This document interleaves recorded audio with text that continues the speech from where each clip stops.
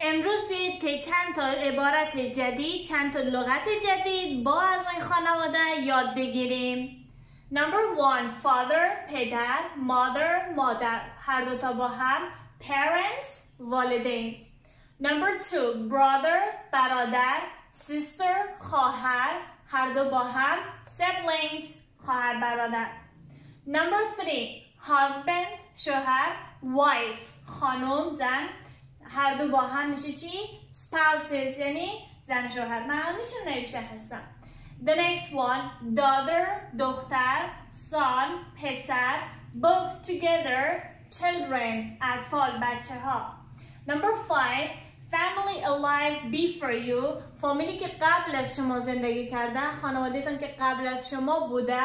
They are called ancestors. اونا نامیده میشن چی؟ اجداد ما. ancestors اجداد نیاکان پدر کلانا.